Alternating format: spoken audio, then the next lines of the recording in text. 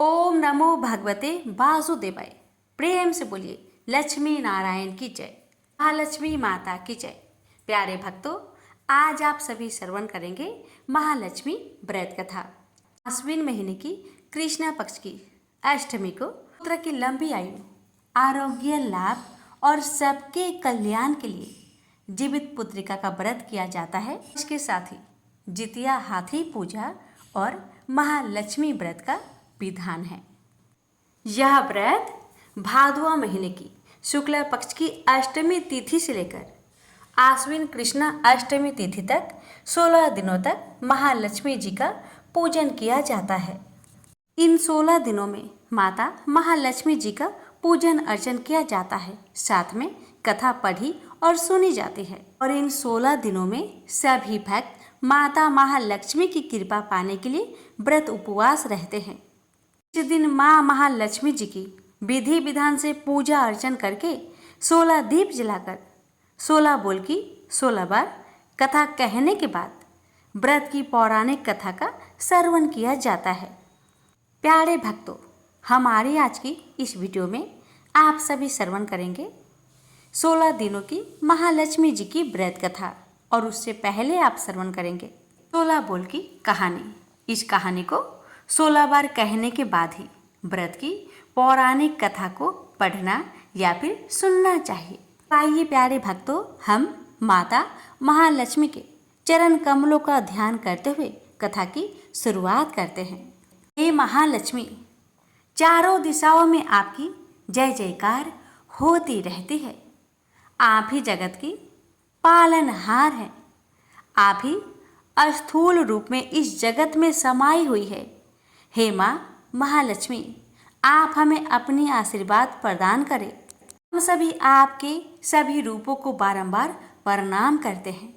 हे महालक्ष्मी, विद्या लक्ष्मी, सौभाग्य प्रदान करने वाली माँ लक्ष्मी, हे माता अमृत स्वरूपा, हे सत्य लक्ष्मी, हे वैभव लक्ष्मी, हे योग लक्ष्मी, हम सभी आपको बारंबार प्रणाम करते हैं, आपको नमन करते हैं। अब आइए प्यारे भक्तों, श्रवण करें 16 बोल की कथा। अमोदी दमोती रानी, पोला पर ऊंचो सो पर पाटन, गांव जहाँ के राजा मगर सेन, दमयंती रानी कहे कहानी, सुनो हो महालक्ष्मी देवी रानी, हमसे कहते तुमसे सुनते 16 बोल की कहानी। पौराणिक कथा के अनुसार एक समय महर्षि श्री वेद व्यास जी हस्तिनापुर पधारे। उनका आगमन सुन महाराज धृतराष्ट्र उनको आदर सहित राजमहल में ले गए। स्वर्ण सिंहासन पर विराजमान कर चरणोदक से उनका पूजन किया। श्री व्यास जी से माता कुंती तथा गांधारी ने हाथ जोड़कर प्रश्न किया, हे महामुने, आप त्रिकालदर्शी हैं, अतः आपसे हमारी प्रार्थना है कि आप हमको कोई ऐसा सरल व्रत तथा पूजन बताए जिससे हमारा राज्य लक्ष्मी, सुख संपत्ति, पुत्र पौत्र आदि व परिवार सुखी रहे। इतना सुन श्री वेद व्यास जी कहने लगे, हम एक ऐसे व्रत का पूजन व वर्णन करते हैं जिसमें सदा लक्ष्मी जी का निवास होकर सुख समृद्धि की वृद्धि होती है। यह श्री महालक्ष्मी जी का व्रत है जिसे प्रतिवर्ष आश्विन कृष्ण अष्टमी को विधिवत किया जाता है। हे महामुनि, इस व्रत की विधि हमें विस्तार पूर्वक बताने की कृपा करें। तब व्यास जी बोले, हे देवी, यह व्रत भाद्रपद शुक्ल अष्टमी से प्रारंभ किया जाता है। इस दिन स्नान करके 16 सूत के धागों का डोरा बनाए, उसमें 16 गांठ लगाए, हल्दी से पीला करे। प्रतिदिन 16 धूप व 16 गेहूं डोरे को चढ़ाए। आश्विन यानी कुवार कृष्ण अष्टमी के दिन उपवास रखकर मिट्टी के हाथी पर श्री महालक्ष्मी जी की प्रतिमा स्थापित कर विधिपूर्वक पूजन करे। इस प्रकार श्रद्धा भक्ति सहित महालक्ष्मी जी का व्रत पूजन करने से आप लोगों की राज्य लक्ष्मी में सदा अभिवृद्धि होती रहेगी। इस प्रकार व्रत का विधान बताकर श्री वेद व्यास जी अपने आश्रम को प्रस्थान कर गए। इधर समयानुसार भाद्रपद शुक्ला अष्टमी से गांधारी तथा कुंती अपने अपने महलों में नगर की स्त्रियों सहित व्रत का आरंभ करने लगी। इस प्रकार 15 दिन बीत गए। 16वें दिन आश्विन कृष्णा अष्टमी के दिन गांधारी ने नगर की सभी प्रतिष्ठित महिलाओं को पूजन के लिए अपने महल में बुलवा लिया। माता कुंती की यहाँ कोई भी महिला पूजन के लिए नहीं आई। साथ ही माता कुंती को भी गांधारी ने नहीं बुलाया। ऐसा करने से माता कुंती ने अपना बड़ा अपमान समझा। उन्होंने पूजन की कोई तैयारी नहीं की एवं उदास होकर बैठ गई। तब पांचों पांडव युधिष्ठिर, अर्जुन, भीम, नकुल और सहदेव महल में आए तो कुंती को उदास देखकर पूछा, हे माता, आप इस प्रकार उदास क्यों हैं? आपने पूजन की तैयारी क्यों नहीं की? तब माता कुंती ने कहा, हे पुत्र, आज महालक्ष्मी जी के व्रत का उत्सव गांधारी के महल में मनाया जा रहा है। उन्होंने नगर के समस्त महिलाओं को बुला लिया और उसके 100 पुत्र ने मिट्टी का एक विशाल हाथी बनाया, जिस कारण सभी महिलाएं उस बड़े हाथी का पूजन करने के लिए गांधारी के यहाँ चली गई, लेकिन मेरे यहाँ नहीं आई। यह सुनकर अर्जुन ने कहा, हे माता, आप पूजन की तैयारी करें और नगर में बुलावा लगवा दे कि हमारे यहाँ स्वर्ग की ऐरावत हाथी की पूजन होगी। इधर माता कुंती ने नगर में ढिंढोरा पिटवा दिया और पूजा की विशाल तैयारी होने लगी। उधर अर्जुन ने बाण के द्वारा स्वर्ग से ऐरावत हाथी को बुला लिया। इधर सारे नगर में शोर मच गया कि कुंती के महल में स्वर्ग से इंद्र का ऐरावत हाथी पृथ्वी पर उतरकर पूजा जाएगा। समाचार को सुनकर नगर के सभी नर नारी, बालक एवं वृद्धों की भीड़ एकत्र होने लगी। उधर गांधारी के महल में हलचल मच गई। वहां एकत्र हुए सभी महिलाएं अपनी अपनी थालियां लेकर कुंती की महल की ओर जाने लगी। देखते ही देखते कुंती का सारा महल ठसाठस भर गया। माता कुंती ने ऐरावत को खड़ा करने हेतु अनेक रंगों के चौके पुरवाकर नवीन रेशमी वस्त्र बिछवा दिए।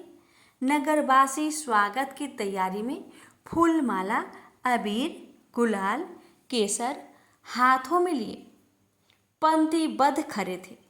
जब स्वर्ग से ऐरावत हाथी पृथ्वी पर उतरने लगा तो उसके आभूषणों की ध्वनि गूंजने लगी। ऐरावत के दर्शन होते ही जय जयकार के नारे लगने लगे। सायंकाल के समय इंद्र का भेजा हुआ हाथी ऐरावत माता कुंती के भवन के चौके में उतर आया। तब सब नर नारियों ने पुष्पमाला, अबीर, गुलाल, केसर आदि सुगंधित पदार्थ चढ़ाकर उसका स्वागत किया। राज्य पुरोहित द्वारा ऐरावत पर महालक्ष्मी जी की मूर्ति स्थापित करके वेद मंत्र उच्चारण द्वारा पूजन किया गया। नगर वासियों ने भी महालक्ष्मी पूजन किया। फिर अनेक प्रकार के पकवान लेकर ऐरावत को खिलाए और यमुना का जल उसे पिलाया गया। राज्य पुरोहित द्वारा स्वास्तिक वाचन करके महिलाओं द्वारा महालक्ष्मी का पूजन कराया गया। 16 गांठों वाला डोरा लक्ष्मी जी को चढ़ाकर अपने अपने हाथों में बांध लिया। ब्राह्मणों को भोजन कराया गया। दक्षिणा के रूप में स्वर्ण आभूषण, वस्त्र आदि दिया गया। तत्पश्चात महिलाओं ने मिलकर मधुर संगीत, लहरियों के साथ भजन कीर्तन कर संपूर्ण रात्रि महालक्ष्मी व्रत का जागरण किया। दूसरे दिन प्रातः राज्य पुरोहित द्वारा वेद मंत्रों उच्चारण के साथ जलाशय में महालक्ष्मी जी की मूर्ति का विसर्जन किया गया। फिर ऐरावत को विदा कर इंद्रलोक भेज दिया गया। इस प्रकार जो स्त्रियां भी महालक्ष्मी जी का विधि पूर्वक व्रत एवं पूजन करती है, उनके घर धन्य धान्य से पूर्ण रहते हैं तथा उनके घर में महालक्ष्मी जी सदा निवास करती है। इस हेतु महालक्ष्मी जी की यह स्तुति अवश्य बोले। महालक्ष्मी नमस्तुभ्यं नमस्तुभ्यं सुरेश्वरी, हरिप्रिये नमस्तुभ्यं नमस्तुभ्यं दयानिधे। प्रेम से बोलिए महालक्ष्मी माता की जय। एक बार भगवान विष्णु जी शेष नाग पर बैठे बैठे बोर हो गए और उन्होंने धरती पर घूमने का विचार किया।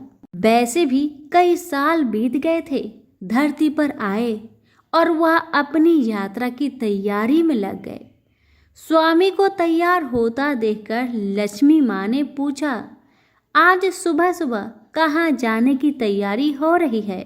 विष्णु जी ने कहा, हे लक्ष्मी, मैं धरती लोक पर घूमने जा रहा हूँ। तो कुछ सोचकर माता ने कहा, हे देव, क्या मैं भी आपके साथ चल सकती हूँ?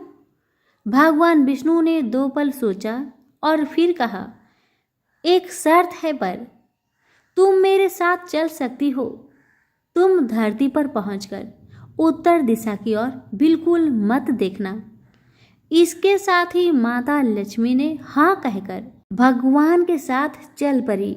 सुबह सुबह माँ लक्ष्मी और भगवान विष्णु धरती पर पहुंच गए। अभी सूर्य देवता निकल रहे थे। रात बरसात होकर हटी थी। चारों ओर हरियाली ही हरियाली थी। उस समय चारों ओर बहुत शांति थी और धरती बहुत ही सुंदर दिख रही थी।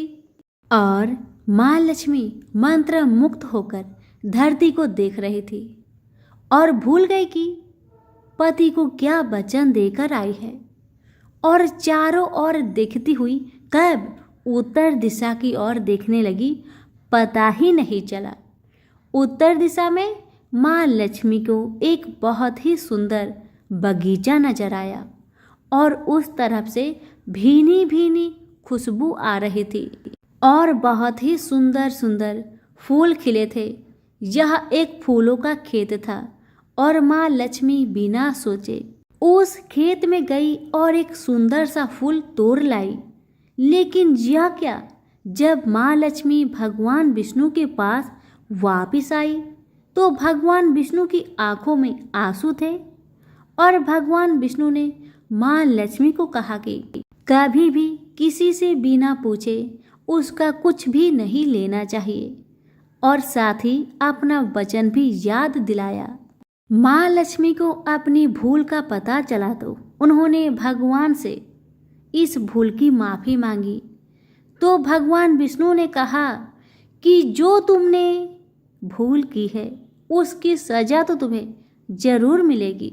जिस माली के खेत से तुम बिना पूछे फूल तोड़ा है वह एक प्रकार की चोरी है। इसलिए अब 3 साल तक माली के घर नौकर बनकर रहो। उसके बाद मैं तुम्हें बैकुंठ वापस बुलाऊंगा। माँ लक्ष्मी ने चुपचाप सर झुकाकर हाँ कह दी और फिर माँ लक्ष्मी एक गरीब औरत का रूप धारण करके उस खेत के मालिक के घर गई। घर क्या, एक झोपड़ा था और मालिक का नाम माधव था। माधव की बीवी, 2 बेटे और 3 बेटियां थी। सभी उस छोटे से खेत में काम करके किसी तरह से गुजारा करते थे। माँ लक्ष्मी जब एक साधारण और गरीब औरत बनकर जब माधव के झोपड़े पर गई तो माधव ने पूछा, बहन तुम कौन हो और इस समय तुम्हें क्या चाहिए? तब माँ लक्ष्मी ने कहा, मैं एक गरीब औरत हूँ, मेरी देखभाल करने वाला कोई नहीं। मैंने कई दिनों से खाना भी नहीं खाया। मुझे कोई भी काम दे दो, साथ में मैं तुम्हारे घर का काम भी कर दिया करूँगी। बस मुझे अपने घर में एक कोने में आसरा दे दो। माधव बहुत ही अच्छे दिल का मालिक था। उसे दया आ गई, लेकिन उसने कहा, बहन मैं तो बहुत गरीब हूँ। मेरी कमाई से मेरे घर का खर्च मुश्किल से चलता है, लेकिन अगर मेरी 3 की जगह 4 बेटियां होती तो तभी मुझे गुजारा करना ही था। अगर तुम मेरी बेटी बनकर जैसा रूखा सूखा हम खाते हैं उसमें खुश रह सकती हो तो बेटी बनकर अंदर आ जाओ। माधव ने माँ लक्ष्मी को अपने झोपड़े में शरण दे दी और माँ लक्ष्मी 3 साल तक उस माधव के घर पर नौकर बनकर रही। जिस दिन माँ लक्ष्मी माधव के घर आई थी, उससे दूसरे दिन ही माधव को इतनी आमदनी हुई, फूलों की कमाई से ही शाम को एक गाय खरीद ली। धीरे धीरे माधव ने काफी जमीन खरीद ली और सब ने अच्छे अच्छे कपड़े भी बनवा लिए और फिर एक बड़ा पक्का का घर भी बना लिया। बेटियों और बीबी ने गहने भी बनवा लिए और अब मकान भी बहुत बड़ा बनवा लिया था। माधव हमेशा सोचता था कि मुझे ये सब इस महिला के आने के बाद ही मिल रहा है। इस बेटी के रूप में मेरी किस्मत आ गई है। माँ लक्ष्मी को आते हुए 2 से 5 साल बीत गए थे, लेकिन माँ लक्ष्मी अब भी घर में और खेतों में काम करती थी। एक दिन माधव जब अपने खेतों से काम खत्म करके घर आया तो उसने अपने घर के सामने द्वार पर एक देवी स्वरूप गहनों से लदी एक औरत को देखा। ध्यान से देखकर पहचान गया, अरे यह तो मेरी मुंह बोली चौथी बेटी यानी वही औरत है। और पहचान गया कि यह तो माँ लक्ष्मी है। अब तक माधव का पूरा परिवार बाहर आ गया था और सब हैरान होकर माँ लक्ष्मी को देख रहे थे। माधव बोला, माँ हमें माफ कर, हमने तेरे से अनजाने में ही घर और खेत में काम करवाया है। माँ यह कैसा अपराध हो गया। हे माँ हम सबको माफ कर दे। अब माँ लक्ष्मी मुस्कुराई और बोली, माधव तुम बहुत ही अच्छे और दयालु व्यक्ति हो। तुमने मुझे अपनी बेटी की तरह रखा। इसके बदले में मैं तुम्हें वरदान देना चाहती हूँ कि तुम्हारे पास कभी भी खुशियाँ की और धन की कमी नहीं रहेगी। तुम्हें सारे सुख मिलेंगे जिसके तुम हकदार हो। और फिर माँ अपने स्वामी के दोबारा भेजे रथ में बैठकर बैकुंठ चली गई। तो प्रेम से बोलिए लक्ष्मी नारायण की जय हो। धन्यवाद।